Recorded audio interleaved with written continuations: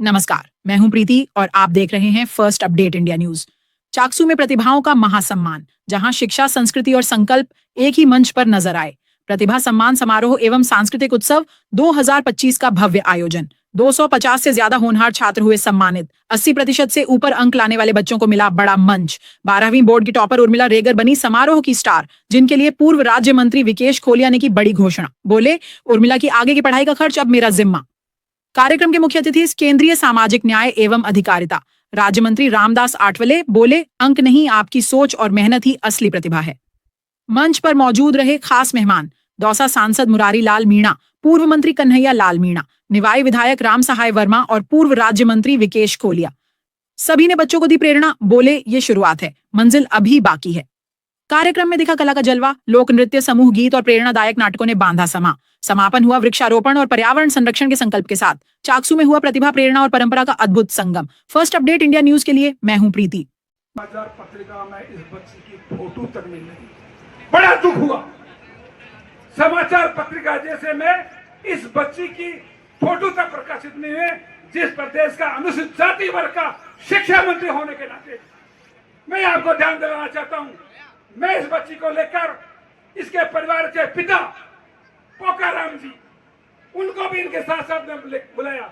आपके बेटे, आपके मम्मी पापा को लेके आना। मेरी मम्मी तो बिल्कुल अनपढ़ है, मेरे पापा भी बिल्कुल अनपढ़ है। जो अनपढ़ बेटा बाप अपने बच्चों को, यही नहीं, इनके 6 बच्चे हैं, पोकाराम जी के 6 बच्चे हैं, 3 बच्चे और 5 बच्चे भी माननीय मंत्री महोदय 90% अभाव से पास हुए हैं। ये अकेली नहीं है, इसका पूरा परिवार, इनसे बड़े बच्चे, वो भी परिवार है।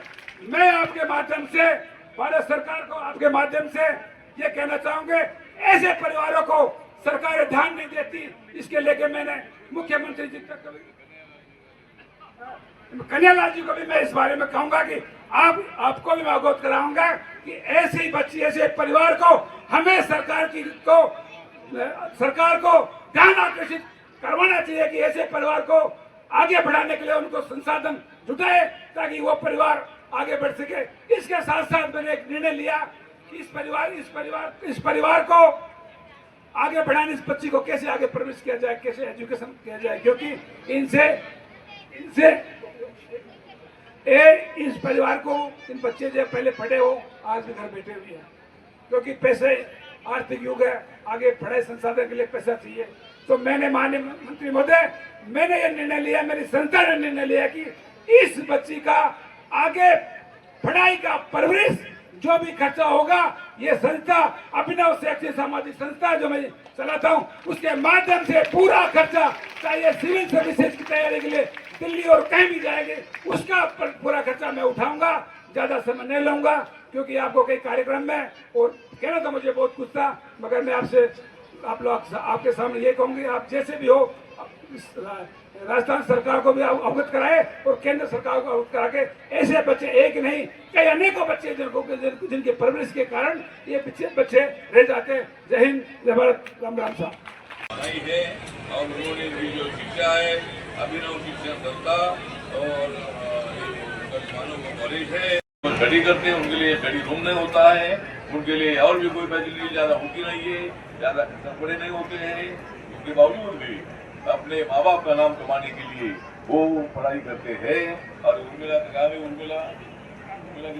की मतलब में जाएगी, मतलब मैं मुख्यमंत्री साहब को आज अगर मेरी मुलाकात होती है, मुख्यमंत्री साहब की तरफ से कोई 1 लाख, 2 लाख, 5 लाख रुपए की मदद हो सकती है क्या, इसके लिए करूँगा।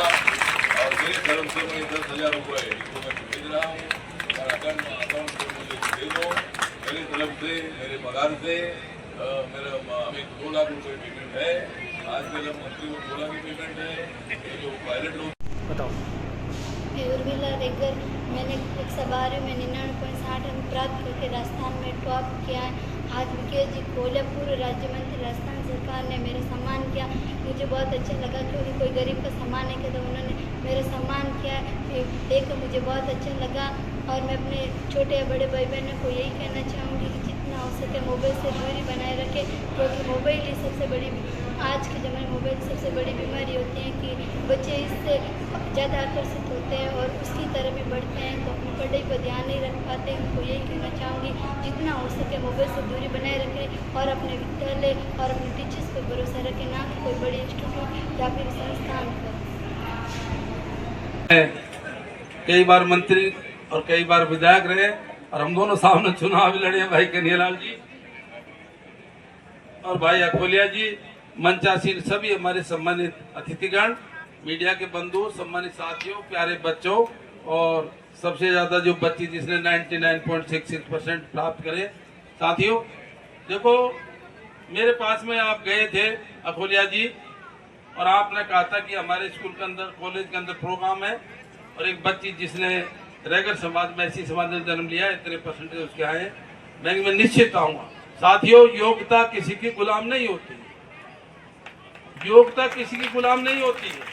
और अकोलिया जी, आप ये देख लो, इस देश के अंदर बहुत लंबा इतिहास है, आगे वो ही बढ़े और अच्छे नंबर भी उन्हीं का है और नाम भी उन्हीं का हुआ है जिन्होंने संघर्ष किया है।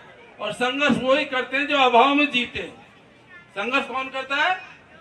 जो अभाव में जीता है। आप शुरू से देख लीजिए, बहुत बाबा साहब अम्बेडकर कौन थे? थे नहीं सबसे? अमेरिका जैसे देश ने नॉलेज ऑफ सिंबल जिनके लिए शब्द का यूज कर रखा है।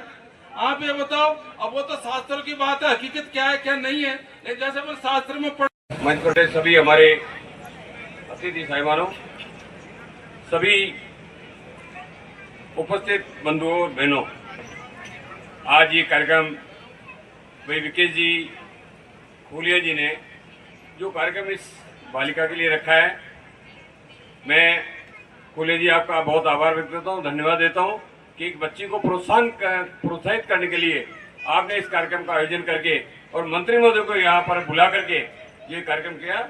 इसके लिए मैं आपका भी आभार व्यक्त करता हूँ, माननीय मंत्री महोदय का आभार व्यक्त करता हूँ और सांसद महोदय का आभार व्यक्त करता हूँ कि उन्होंने अपना अमूल्य समय निकाल करके हमारे बीच में पधारे। मैं ज्यादा नहीं कहता हुआ, मैं आपका यहाँ पधारने पर इस क्षेत्र के सभी लोगों को आपका बहुत आभार व्यक्त करता हूँ। धन्यवाद। जय हिंद।